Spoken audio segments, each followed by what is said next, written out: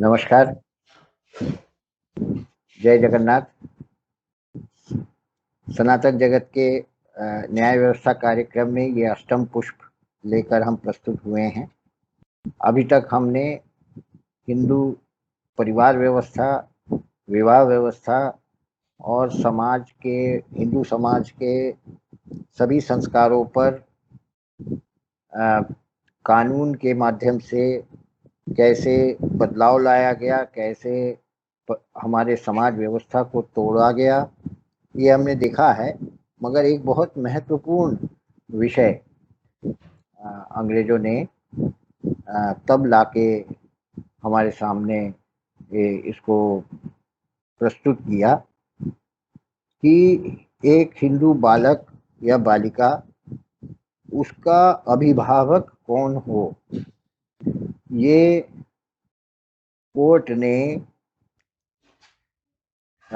को अधिकार दिया गया इस निर्णय को लेने का, जबकि हमारे सनातन समाज व्यवस्था में अभिभावक कौन हो सकता है, इसका बिल्कुल निश्चित प्रक्रिया लिखा गया था, बताया गया था और पालन भी किया जा रहा था। तो इस संदर्भ में आज श्री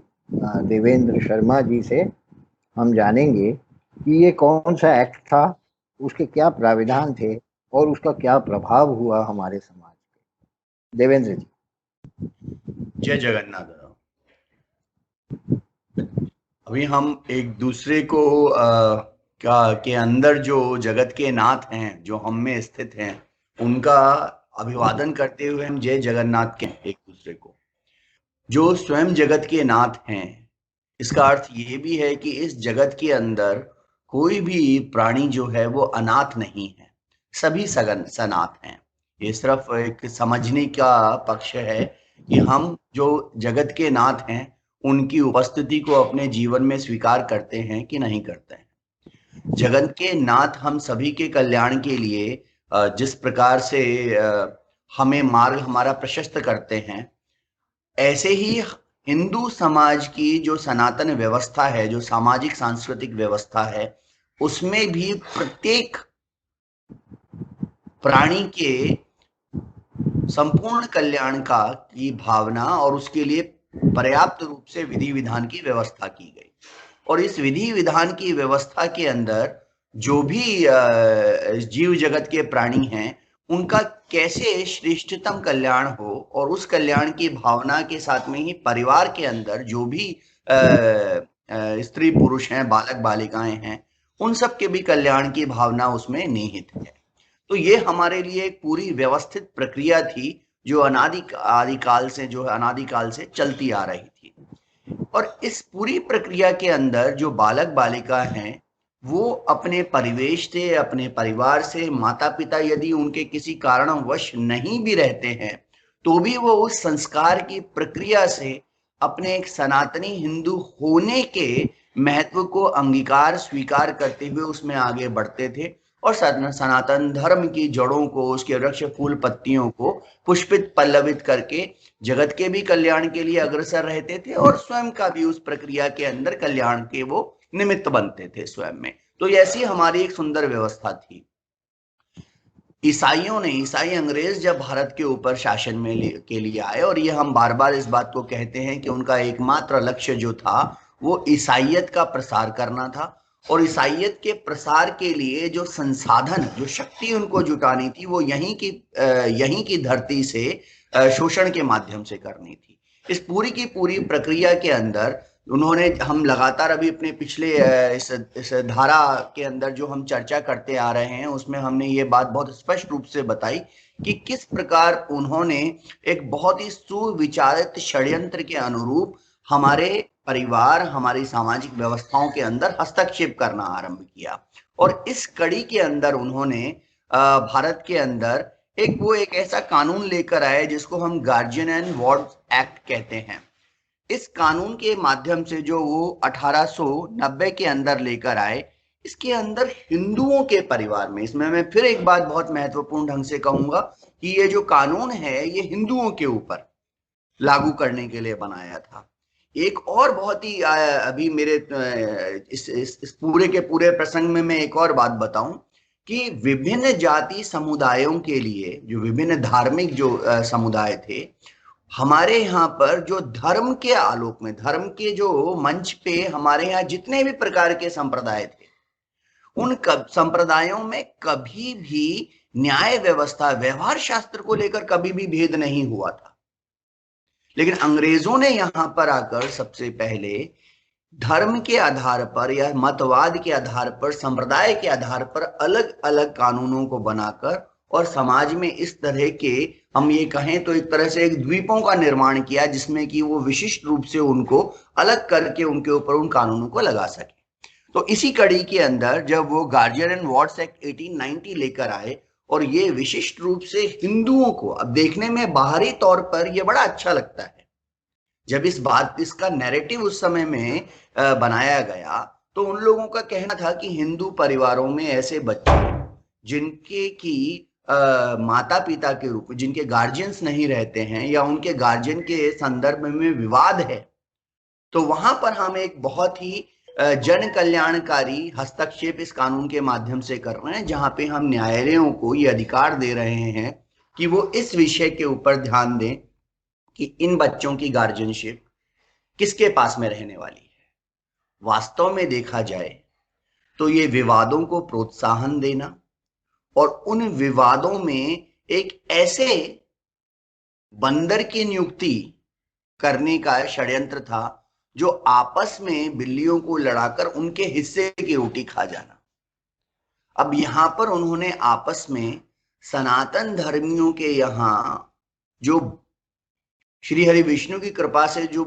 आगे संतति जो हो रही है, उन संततियों के साथ में संपत्ति से लेकर जो बाकी अन्य विषय रहते थे, उसमें ईसाई अंग्रेजों ने बंदर की भूमिका अपनाई और यहाँ पर उन्होंने उनको न सिर्फ उनकी रोटी छीनने का, जो उनकी संपत्ति छीनने का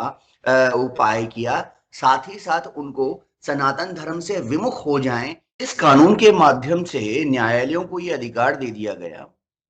कि वो हिंदू परिवारों में यदि बच्चों के अभिभावकों से संबंध में यदि कोई विवाद होता है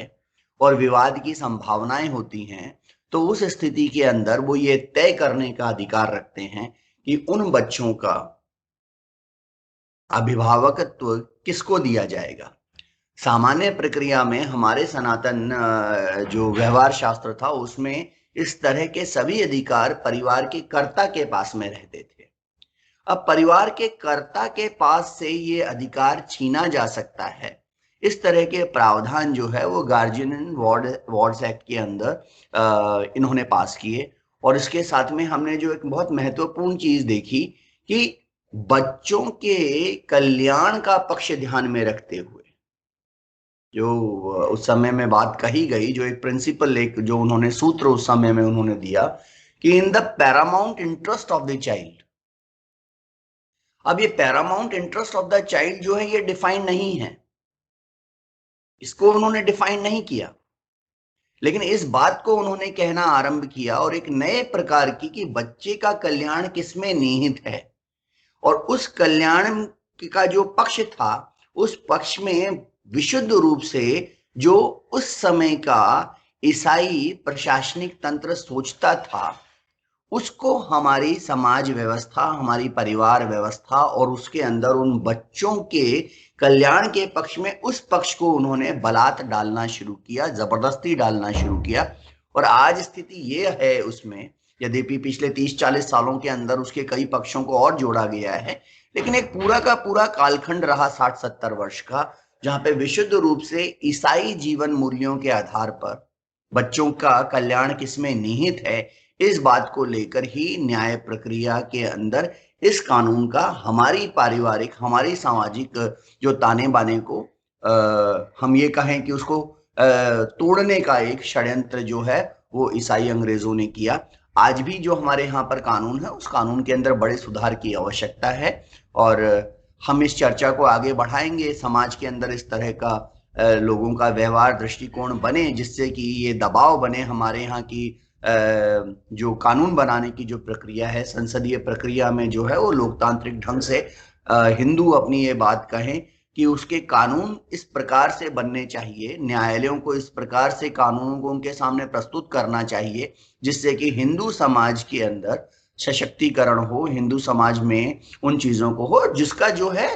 उसके अपने जो उसके धार्मिक उसके जीवन मूल्य हैं, उसके अपने सभ्यता मूलक जो उसके मूल्य हैं, उनको सशक्तिकरण मिले, ना कि पश्चिमी देशों के बनाए गए सामाजिक पारिवारिक या व्यक्ति के मापदंडों के आधार पर हमारे जीवन को, हमारे समाज को पुनर्परिभाषित या फिर से गढ़ने का जो एक चल रहा है उस प्रक्रिया को रोका जाए। इसके लिए जनता के अंदर, हमारे समाज के अंदर इस तरह के विचारों का आग्रह पूर्वक जो है वो इसके ऊपर विमर्श आरंभ हो। इस प्रक्रिया के तहत अंतर्गत जो है वो हमारा सभी से निवेदन है कि ये इस प्रक्रिया को आगे बढ़े,